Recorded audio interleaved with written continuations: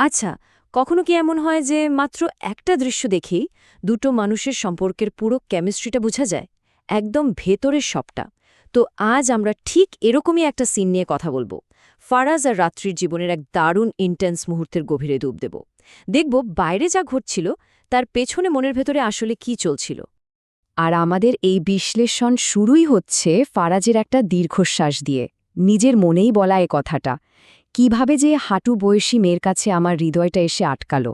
মানে, আমরা গল্পটা শুরু করছি একেবারে ঝড়ের কেন্দ্র থেকে, যেখানে ফারাজের বিরক্তি, অসহায়ত্ব আর ভালোবাসা মিলেমিশে একাকার। এই একটা লাইনই কিন্তু বুঝিয়ে দেয় যে সে তার নিজের আবেগের কাছেই বন্দী। চলুন এই পুরো ঘটনাটাকে একটা নাটকের মতো করে দেখি। 4 অঙ্কের নাটক, আর প্রথম অঙ্কের পর্দা উঠছে একটা বাগানে, যেখানে একটা অপ্রত্যাশিত সাক্ষাৎ দুজনের পৃথিবীটাকেই না নাড়িয়ে দিতে যাচ্ছে। রাত্রের অবস্থাটা একবার দেখুন। ফারাজকে দেখে সে এতটাই শকড যে তার হেঁচকিই থামছে না। এটা কিন্তু শুধু অবাক হওয়া না, এটা হলো দুটো ভিন্ন জগতের মুখোমুখি সংঘর্ষ। ফারাজের হঠাৎ চলে আসাটা রাত্রির চেনা, নিরাপদ দুনিয়ায় একটা ঝড়ের মতো, আর ওর শরীর সেই ধাক্কাটা সামলাতে না পেরেই এভাবে প্রতিক্রিয়া করছে। এখানে দেখুন, একদিকে আছে ক্ষমতা, আরেকদিকে আছে তার প্রতিক্রিয়া।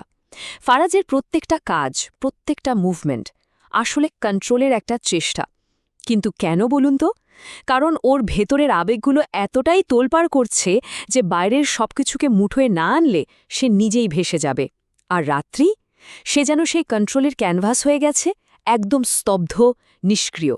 ফারাজির প্রথম কথাগুলো খেয়াল করুন। এগুলো কি সাধারণ প্রশ্ন? না, এগুলো আসলে অভিযোগ। এর গভীরে কি লুকিয়ে আছে জানেন? তীব্র পজেসিভনেস আর এক ধরনের ভয়। রাত্রি যে একা একা ঘুরছে, এটাই ওর সহ্য হচ্ছে না। তার প্রত্যেকটা শব্দ যেন রাত্রিকে বলছে, তুমি শুধু আমার জগতে থাকবে, আমার অনুমতি নিয়ে। তো নাটকের দ্বিতীয় অঙ্কে এবার অ্যাকশন বাড়ছে। ফারাজ আর কথা বলে সময় নষ্ট করতে রাজি না। এবার সে সরাসরি শক্তি ব্যবহার করে পরিস্থিতি নিজের হাতে নিচ্ছে। রাত্রিকে তার চেনা পরিবেশ থেকে, তার বন্ধুর কাছ থেকে আলাদা করে নিজের জগতে টেনে নিয়ে যাচ্ছে। এই যে হাত ধরে টেনে নিয়ে যাওয়া, এটা কিন্তু শুধু ফিজিক্যাল না, এটা সিম্বলিক। মানে হলো, ফরাজ কোনো কথা শুনতে বা যুক্তি মানতে রাজি নয়। তার একটাই উদ্দেশ্য, রাত্রিকে ওখান থেকে সরিয়ে নেওয়া। যেন বাইরের দুনিয়া থেকে ওকে আড়াল করতে পারলেই ওর ভেতরের অস্থিরতাটা কমবে। আর ফারাজ যখন রাত্রিকে নিয়ে ব্যস্ত, ঠিক সেই সময়ে কিন্তু আরেকটা ঘটনা ঘটছে।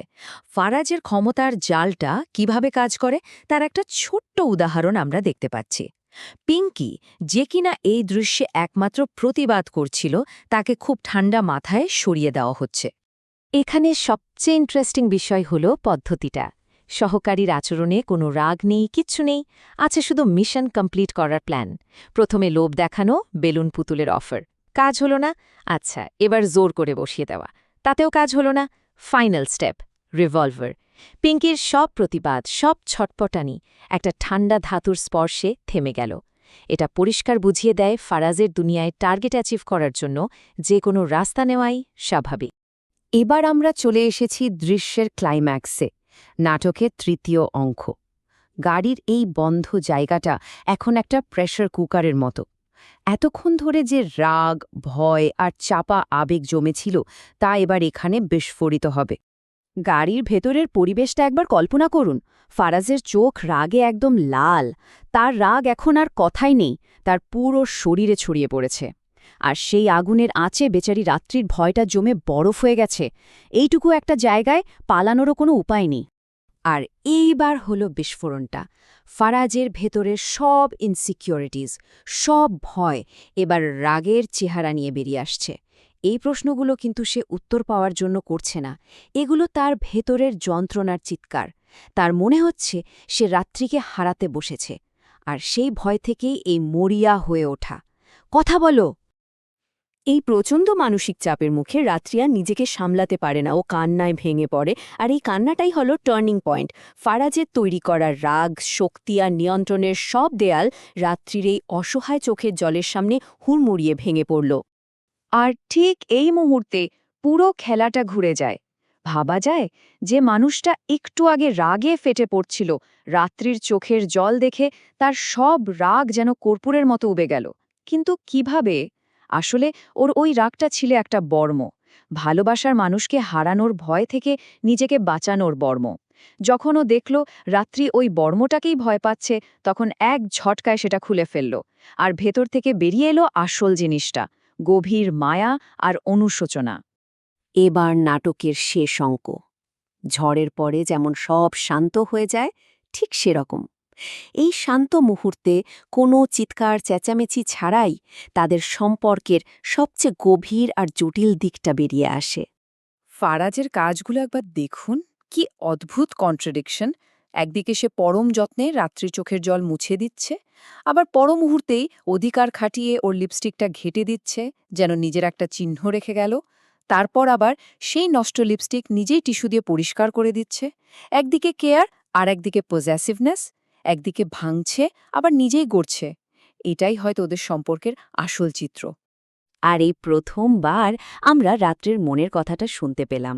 বাইরে সে ভয় পেল, ভেতরে ভেতরে সে কিন্তু পুরোপুরি সারেন্ডার করে দিয়েছে। ফারাজের এই ভয়ঙ্কর তীব্র ভালোবাসার মধ্যেই হয়তো সে নিজের দামটা খুঁজে পায়। এই বিপজ্জনক টেনশনটাই তার কাছে এক ধরনের আশ্রয় বলে মনে হচ্ছে। তাহলে শেষ পর্যন্ত এই প্রশ্নটাই থেকে যায়, তাই না? ফারাজ আর রাত্রির এই জটিল সম্পর্কের সমীকরণটা আসলে কি? এখানে নিয়ন্ত্রণ আর ভালোবাসা কি দুটো আলাদা জিনিস, নাকি কিছু সম্পর্কের ক্ষেত্রে নিয়ন্ত্রণই ভালোবাসার ভাষা হয়ে ওঠে? এই প্রশ্নটাই আমাদের ভাবার জন্য রইল।